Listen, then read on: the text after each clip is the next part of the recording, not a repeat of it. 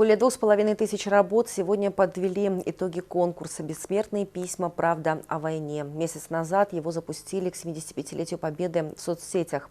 Конкурс объединил кыргызстанцев всех возрастов. На торжественной церемонии вручения наград побывала и наша съемочная группа.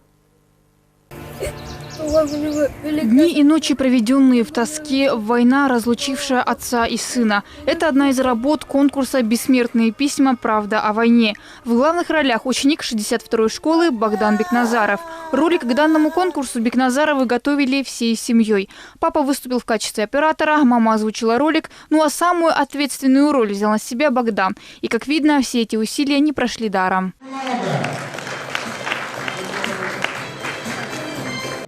Сегодня Богдан стал одним из победителей данного конкурса. Как отмечают родители, у мальчика с детства проявляется актерский талант, который по достоинству оценили и члены жюри конкурса.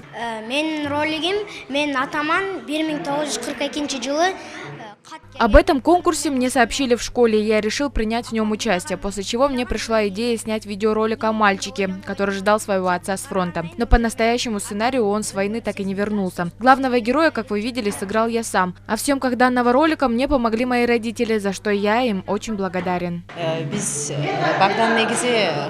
Изначально, когда наш сын узнал об этом конкурсе, он загорелся желанием принять в нем участие. Узнав, о чем будет фильм, я в какой-то момент задумалась, а может ли Богдан сыграть и где-то даже заплакать. Но он превзошел все наши ожидания. Талант к актерскому искусству у него был с детства.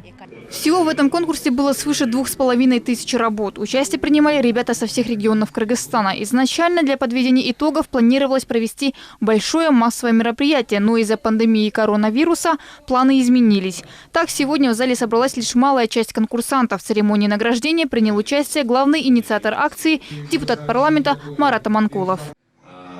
Прям настроение прибавилось. Я понимаю, что у нас очень хорошее подрастающее поколение, что страна перейдет в очень такие хорошие, надежные руки. За это огромное спасибо вам, прежде всего, родителям, за то, что даете правильное воспитание своим детям. Если ваши дети так проникновенно читают эти письма, значит, в вашем доме чтят эти традиции, значит, у ребенка правильное восприятие мира. Огромное спасибо учителям, которые дают образование и воспитание нашим детям, формируют воспитание на настоящих ценностях.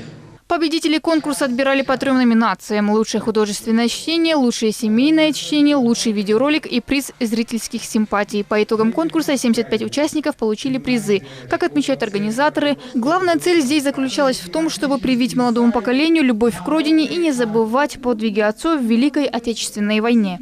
Поэтому, я думаю, нравственные позиции не требуют вот такого пристального внимания.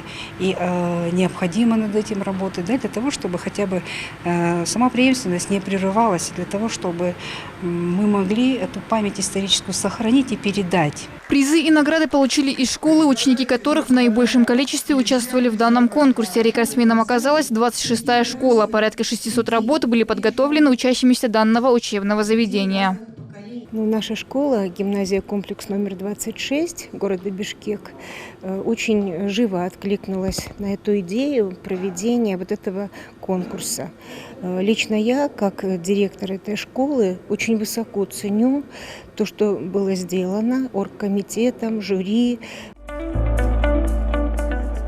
Спасибо вам большое, что такую акцию создали.